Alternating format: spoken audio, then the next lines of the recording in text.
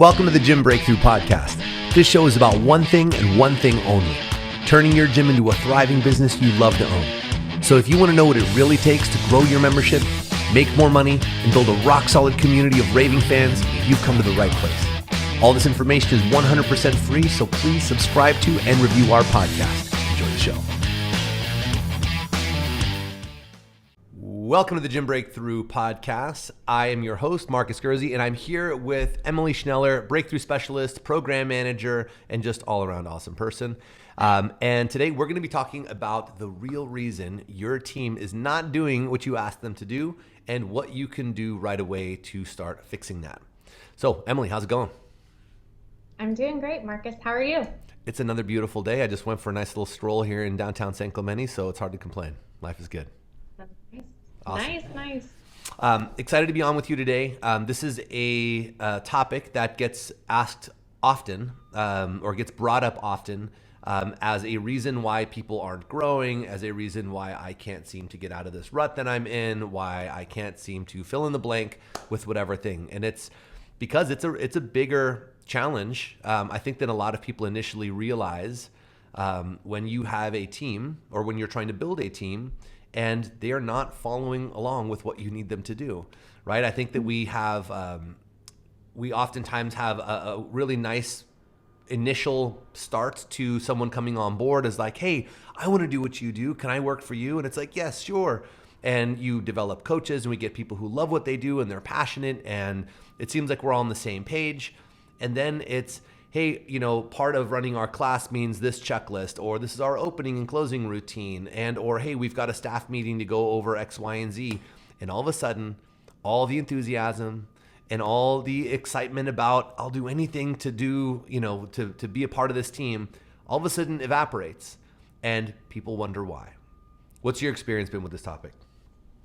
Yeah, I think that a lot of the reason why we get into this business is because we're athletes, we enjoy the training, we want to help people get better in terms of their athletic ability or changing their life with weight loss and whatnot. And we don't know necessarily what it takes to run a business tied to those things. And a lot of running a business well is about your effectiveness with your ability to manage people. And it's definitely a softer skill that you have to work on. It's something that takes practice, and developing a team is not easy. So yeah, it's definitely not an easy thing to do. Yeah, I think often kind of just like swept under the rug as a thing, as if that it's almost going to develop itself. And, people are like, okay, well, first, it's just me. I've just got to make this thing work. Step one, right? And then they say, cool, now I need help. Otherwise, this isn't sustainable or I can't grow. And so they start bringing people in. And it's kind of like a, what is it? Like a hope and pray, method, where it's just like, well, I'm just going to hope this pans out and that they do what I tell them to do, especially when people start to delegate. And This is where it really starts to fall apart and they start to realize, wait a minute, leadership, management, this isn't something that just happens. This is something that actually takes work. This is a skill I have to develop. And it's oftentimes, I know for me, it was something I didn't even think about until years into running my own businesses, to where I started to hit those bottlenecks of, well, this is falling apart because of my lack of the ability to effectively manage people. And so my systems would fall apart. I would create a system. I thought I would do a good job of assigning the work. And then unless I got lucky, I had someone who happened to be an overachiever who wanted to make sure everything was done right. Unless that was the case, which is, we all know, is few and far between, it didn't get done right, or at least it didn't get done right consistently. Maybe at first, the first few times while someone's excited about it, but if you are not doing a good job of leading and managing, then it is inevitable the system will break down. And oftentimes, this is what causes a lot of people to actually ultimately burn out in the long run, because what I see is they wait too long to learn how to delegate and how to manage or to bring people in, right? Or it just takes them too long because they didn't improve the business quickly enough. And so when they finally do, they're just like, take everything, get this off of my plate. I don't want to touch it. I don't want to see it. And so they're like, hey, Emily, you're going to do this. You're going to do this. You got some room for more. Here's some more. And they just start delegating out, but it's not being done effectively. And so what happens is now gym owner says, oh, finally, I have some breathing room. I have people taking care of this for me. Isn't life so good? And then 2 months later, maybe 6 months later, the systems start to break down. Hey, why isn't the newsletter? We haven't done a newsletter in how long? It's been 2 months. Hey, what's happening to the equipment? Why is it falling apart? They're not maintaining it. They aren't doing what they're supposed to be doing. And then oftentimes this is where people get really frustrated because they get sucked back into it unexpectedly. They've already mentally checked out, emotionally checked out, thinking, I no longer have to deal with this. I'm so glad I don't, because if I did, I'd probably quit. And now I get sucked back in unexpectedly, and life sucks. So that's why we're talking about what we're talking about today, because we want to help you avoid exactly that. Yeah. Emily, where do you want to start? Well, number one, I think that we need to talk about expectations. I think that there is generally an expectation when you're the boss that you're expecting your employees to care equally about the business as you do. And I think that that expectation can be a little unreasonable. Totally unreasonable. There's a reason why you're on this side of the table and your employees are on the other side. Right? Yeah. We're wired completely differently. We see things differently. We are literally viewing the world through two different sets of eyes that do not see the same opportunities, importance, urgency, anything, anywhere. And if you have the expectation that your team is going to care as hard as you do, try as hard as you do, be willing to come in early, stay late, work holidays and weekends without adequate compensation, and all the other pieces that go into it, then you will be sorely disappointed forever. Because again, sometimes you get lucky. And I've had these calls with people, they're like, I don't get what all the fuss is about. Management's easy, leadership is easy, I'm a natural. And you look at them and you're like, you are not a natural. You scored with these one or two people who are just sluggers coming in and just knocking it out for you because they care probably actually harder than you do. And I think that it's a really dangerous pitfall to think that anyone is going to try, which is exactly why it's so important to do such a good job of outlining, here's what you're doing, here's why it's important, documentation, and I know we're going to get into all that stuff, but the expectation alone that they are going to do this and care as hard as you do is just not realistic. So making the expectation saying, I'm going to treat them, I'm going to have my expectation set as this is an employee at best.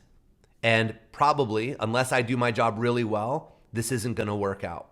I think that's actually a much better expectation and place to come from because it puts the ownership back onto you to say, it's my responsibility. It's my obligation as the person providing this job to make sure I set them up for success. And therefore, if I'm not doing the work in good expectation management and good systems and ongoing management and support, I'm spinning my wheels. Yep. I mean, that is a perfect segue to the next thing I wanted to talk about, which is what I call tone at the top. And that's a nerdy ex-public accountant thing concept. But there was this concept called tone of the top when I was an auditor and working as an accountant. And we would evaluate companies on this concept. How is their tone at the top? And what does that mean? We're looking at management and we're saying, based on how management is from an ethical standpoint, from a follow-through standpoint, however they are acting will trickle down, right? So whenever I am maybe wanting to set a new expectation to staff, like when I rolled out something new, I 100% made sure that I was doing that thing all of the time. Right? Mm-hmm. I am demonstrating to my team, hey, this is what I want done, but it's not a do as I say and not as I do thing, because the second that you're not the one wiping down the equipment or whatever it is, doing whatever initiative you're asking your team to do, they're going to see you not doing that thing and say, oh, well, I guess it's okay if I don't do that thing too. So I always kind of put the mirror in front of myself. Am I doing 100% what I am asking my team to do? Yes or no? If no, that's probably a good sign of why they aren't following through either. I love that. I had this concept taught to me as you have to be your best employee. Yeah. If you are anything other than that, if you think you're immune to the policies and the rules, whether it's, hey, coach, you have to show up 15 minutes prior to a class starting and do A, B, and C, and then stay 15 minutes late. You have to walk the walk and be your very best representation of this. You literally should have a video on you at any given time, even if you're the only person in the room, as this is how it's done. You never do it any differently. And if you think that you can just, well, like you said, do as I say, not as I do, it's flawed. That statement in itself is just, it doesn't apply, not in leadership, in business. It doesn't apply in parenting. It really doesn't apply anywhere. That's this thing that kind of has been like carried along as this excuse for subpar leadership, really, right? Yeah. In what scenario can you do that with your kids and it actually works? Zero. Yeah. It doesn't actually work, right? And kids are just little people. The same logic applies to your employees. It never actually works. You can never say that and have someone actually say, "Oh, okay, but that's the boss and I need to." They are, even if it's subconsciously, they have already have the excuse built in as, well, he doesn't do it, she doesn't do it. I'll just do it, make sure I don't get caught, but I don't have to do it, right? But if it becomes a thing like, well, look at that, even the owner is doing it perfectly every single time, it changes how they even view the task and the responsibility. They are then choosing to not play as hard as you do when it comes to the job itself, and that there is a sense of integrity that has to be maintained at all times, and that you as a leader are doing that, which means it trickles down and it creates a culture around integrity rather than just let's try to not get caught. I was just about to say that too. Like, not only does what you're doing trickle down to your team, but I think that it trickles down to the culture of the gym as a whole, to your athletes. You know what I mean? You and your staff are the leaders of the gym. So if you want to create a culture around any core value, you need to make sure that you're the ones setting forth that example. 100%. 100%. All right. What do you have next on your list? Make repeating yourself an expectation.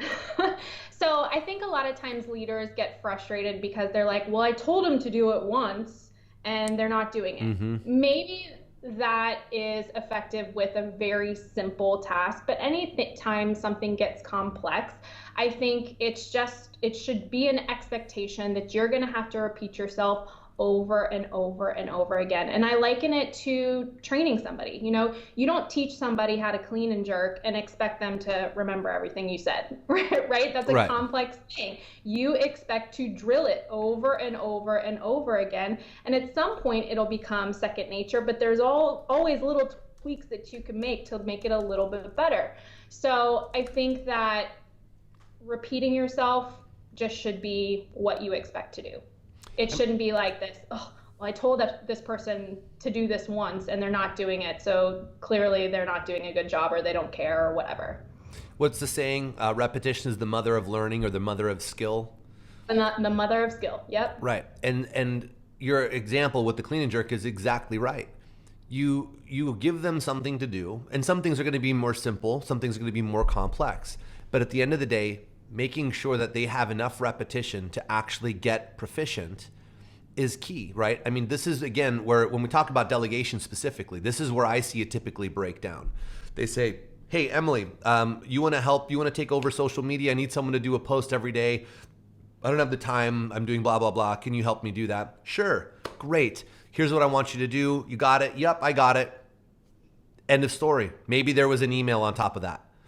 When really, the proper steps are, okay, let's outline what is it, why does it matter, what does success look like, what does failure look like, how are we going to manage it, all of that. First and foremost, write out all, and then include actual the step-by-step on how to do it. And then say, all right, you're going to now watch me do the thing. Let someone watch you do it perfectly. once, twice, maybe even a few times. So they can see what the finished product looks and feels like being executed at full speed, and what the outcome looks like, right? And say, okay, great. Now, phase 2, let's do it together. And now you can say, all right, well, how about this? Why don't you read the instructions off to me and I'll do it? And we do that a few times and say, cool, you want to switch? Here, why don't you do it? I'll read the instructions to you, and then let them do it together. And then the last one is now shadowing this person until they are actually able to execute it consistently. And some things, if it's something that is more complicated, you may have to have a tighter shadowing period that goes on for some time. Maybe it goes on for a few months. If it's someone doing your content, you say, hey, I'm going to shadow you really tightly for the next, on a weekly basis until we get to X. Maybe it's 10 times or it's 2 months or whatever. And then you can go to your long-term plan, your long-term management. But the difference in what I just described in the first scenario are black and white. It's one is here you go, run with it, and then they wonder why it breaks down, versus let's actually practice it together and let me be there with you, just like you do when you coach your athlete. So until you get it right and say, oh, nope, I see what you did there. Totally a common mistake. We don't want to actually do that. You actually have to make sure you log in here and do this thing or whatever it is. Those details are the difference. That is the difference of you 3 months from now saying, hey, good job on doing that thing that we talked about 3 months ago. Or you saying, what is going on? Why is Emily not doing this right? I have to now zoom in and fix the problem. And now you're frustrated. I'm frustrated. And we've totally screwed up the dynamic of the relationship unnecessarily. You wanted to do well. I wanted you to do well. Yet I screwed you and me by not setting us up for success. Yeah, I think a couple of things that you said there are really key. I think being specific with instructions, and really specific. And I think about this with my nutrition coaching clients, right? I had somebody working on drinking more water, right? But drinking more water isn't a specific habit, right? So we got nitty gritty about it. He has a Hydro Flask water bottle. So his habit for the week was to drink 3 of those a day instead of the 2 that he was normally drinking, right? So be specific with your team. I have a social media manager, and one of the things that she does is she engages with other social media accounts. She comments on things, but it's not enough to say, hey, Sarah, comment and engage more on social media. No, I gave her a specific number, make 5 comments a day, or whatever the thing is, but be specific about it, because saying do this more doesn't translate to anything, right? I think you're absolutely right. The specific thing is absolutely essential. And I think that this is where a lot of people start to feel like this isn't natural. Isn't it just supposed to be this, you intuitively are going to fill in the blanks for me and know what good is or better is? No, they don't. Remember what we talked about maybe 10 minutes ago about assuming that they're going to care as hard as you do? That is when someone is working off of intuition and just, hey, it just has to be better. And they're reading between the lines, and they're doing that processing that only someone with a sense of ownership has. And for employees, we can't assume that's going to be there. We actually have to assume that it's probably not going to be there. And instead be completely, down to the ridiculous is what I call it. Is you have to be so down to the ridiculous. It's 5 comments. It's, I want you to do 10 likes a day. And that is what's going to train them to do the behavior that if you do a good job and they feel like they're actually they're doing their job well, and that there's a reward here, that they are going to start to cultivate that sense of ownership over time and start to understand the why behind it. But at first, you have to outline every detail down to the ridiculous. Otherwise, hey, just do it better. Isn't going to get you what you want. I think so too, Marcus, being collaborative in the process, explaining the outcome. This is the reason why this task is being done, and then come up with an action plan together on how to go about the thing. Because I do think that giving your staff some autonomy in what they're doing and how they're doing it is a really good idea, so they are taking ownership on it. So with the training process, bring them in, ask for feedback. Hey, I think this could be done a little bit better. It could be done differently. What do you think? What would be your action plan? And try to get some buy-in that way. So great point. I wasn't looking at it from the standpoint of the ongoing, but you're absolutely right. right? If you Yeah. actually want your team to buy in, get them involved in the decision-making process, right? You have to look at it as, okay, look, if I want them to own, or them to care about, let's say, this new ideal class standard that we put in place, instead of you just dictating and saying, here is the way, you now do this or you get in trouble. Right. Probably not going to be that exciting to sink your teeth into that versus saying, hey, I have this as our what's been our ideal class template. I wanted to go through it with you. I want to get your opinion. What do you think would make an ideal class?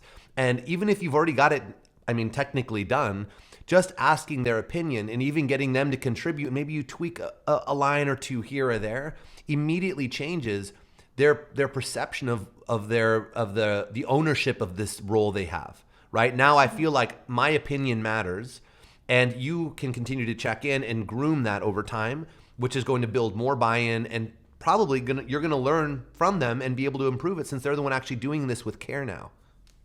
Yeah, 100%. Something that I always do too, we have like an annual meeting where we kind of recap what went on the year before, and then we set goals and whatnot and set ourselves up for success in the coming year. Mm-hmm. And one of the questions that I always ask my staff is, what's something on your plate now that you hate doing? Or what is something a task that we're doing as a team that we could completely eliminate? And I find that kind of editing mind is really helpful. And it also lets them have an opportunity of saying, like, this thing that you've asked me to do is not in my unique abilities. It'd be awesome if we could kind of reshuffle that into somebody that would enjoy that more. So agreed 100%. Yeah. And another key piece I know you're keen on is just documentation and making sure that everything is actually accounted for in writing. And Yeah. I was lucky enough, I had a business partner who's one of my best friends in the world. He, very similarly to you, came from a corporate background at a very high level. He's worked with some of the biggest organizations on the planet and was a consultant for one of the top consulting agencies on earth. Anyway, his whole thing is lean process, documentation, operations, etc. And through working with him, I had no choice because that was his domain and I had my domain, and his domain was around how we ran, like the actual operational processes and execution and all that. Even though I could design a system, he would then say, okay, well, now you have to answer these questions. We have to create these templates and tools and processes and so on. And in that exercise, it became abundantly clear to me that how I had done it in the past, which was still better than most did, I still wrote everything down. I had no idea the degree of documentation that was possible and what that would actually do for the quality of life for not just me as the owner, but for the employee and for the person executing. When we started creating a far more robust standard operating procedure, training process on that, ongoing management process for that. And that was all laid out in advance before I even came to the employee to say, hey, Emily, you're going to now do this thing. We had it worked out, to the moon and back compared to what I was doing before, where it was, like I said, here's what you're doing, here's why it matters, here's what success looks like, here's what failure looks like, here's the steps down to the detail with screenshots, descriptors, videos, all the things. Here's how we're going to train you. Here's how I'm going to manage you long term. Here's what can happen in the long term if you do a good job. It was all laid out. And I thought at first, hey, this is all great. I know what you're doing. I know that you know what you're doing and all, but isn't this a little overkill? Can't we just get it going?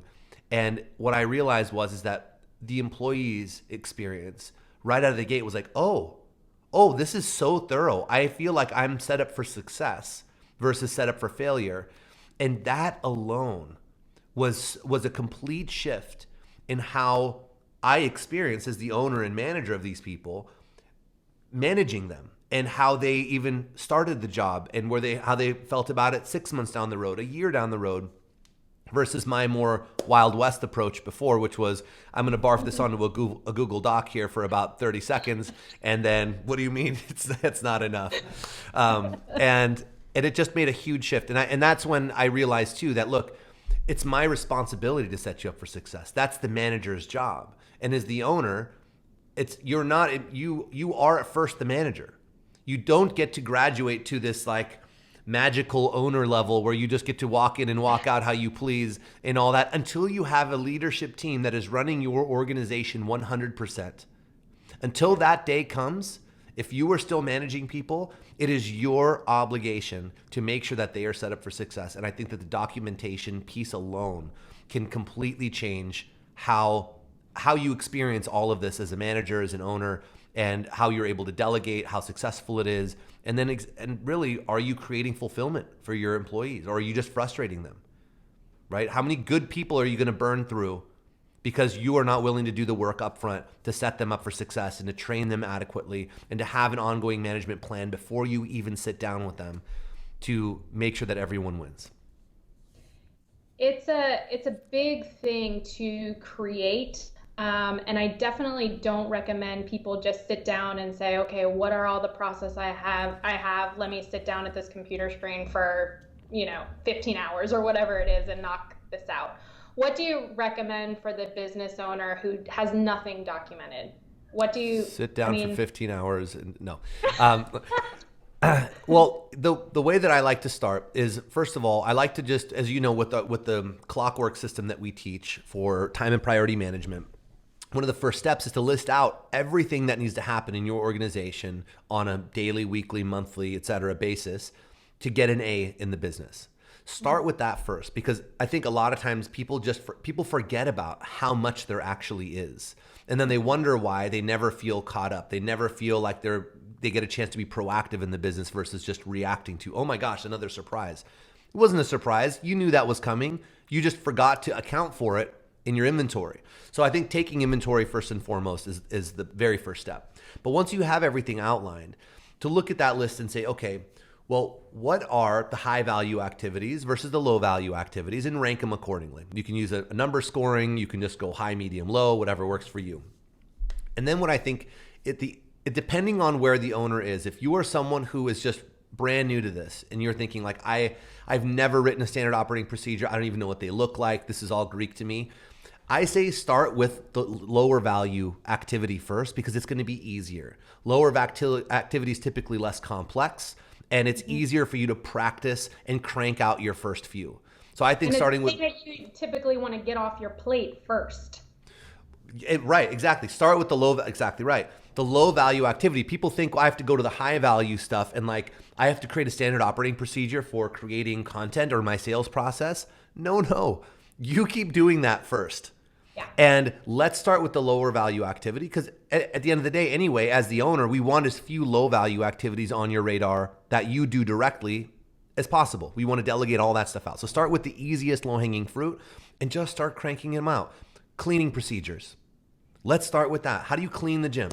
What does that look like? Then all the other little things that you do, checking this or that and whatnot. Make your list, start with those low value activities and get some practice. I think a great place to start is to say, I'm going to create one per week. Give yourself a 90-minute to 2-hour window a week to sit down, write one, go through it, create a template for yourself on what does it look like. We've already talked about it a couple times. What is it? Why is it important? What does success look like? What happens if I do good? What happens if I do poorly? And what are the steps?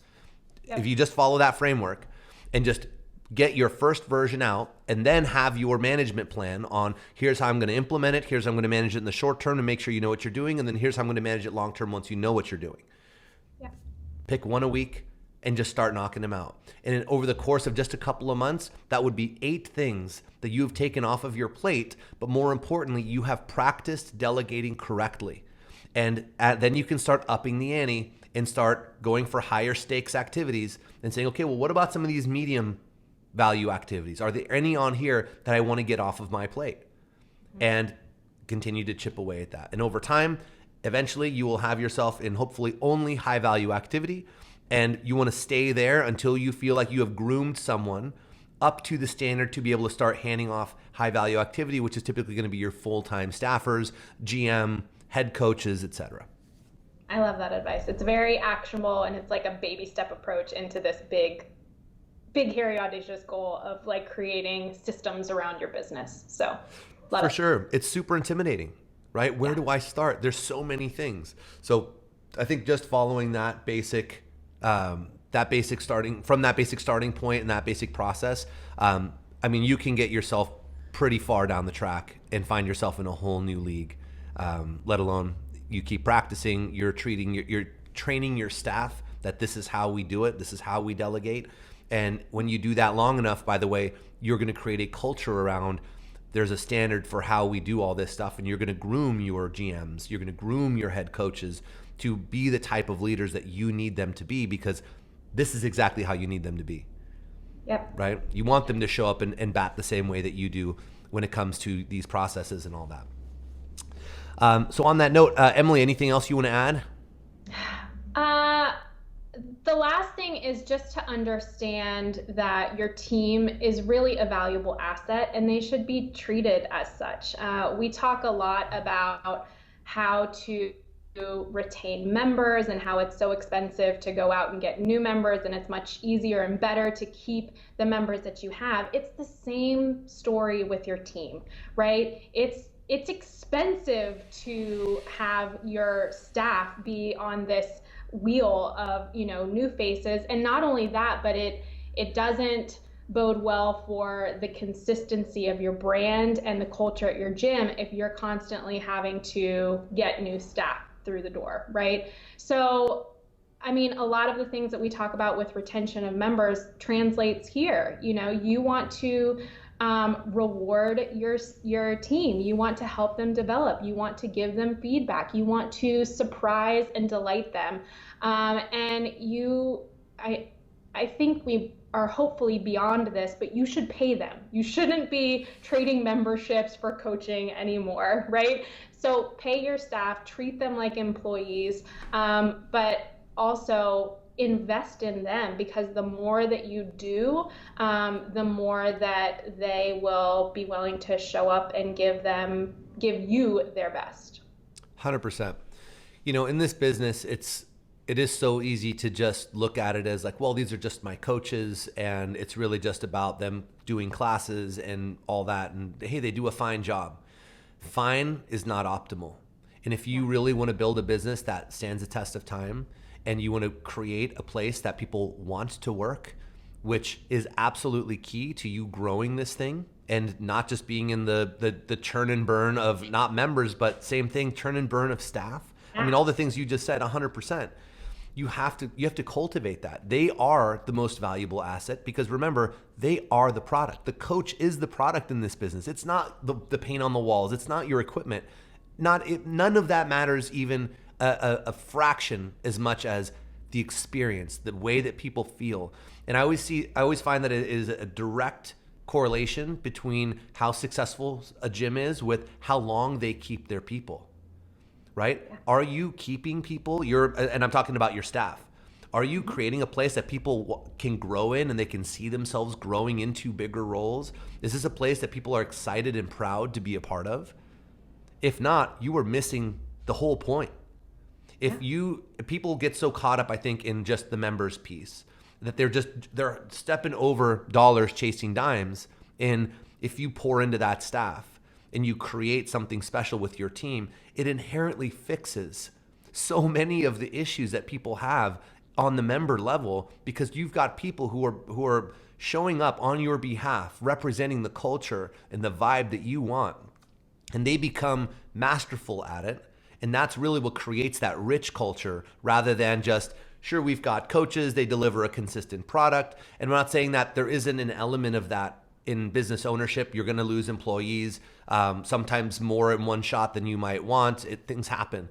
But at the end of the day, your goal should be to keep people here and create lifers out of employees, not just your members. Couldn't agree more. Love it. Awesome.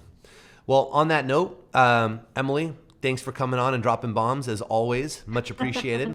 I hope that this episode was helpful to all of you watching or listening today. If you're interested in learning more on how we can help you with your business, visit gymbreakthrough.com/apply and schedule a breakthrough session with me. We'll get to know you. We'll see where you're at and see how we can help you take your business to the next level. That's it for today.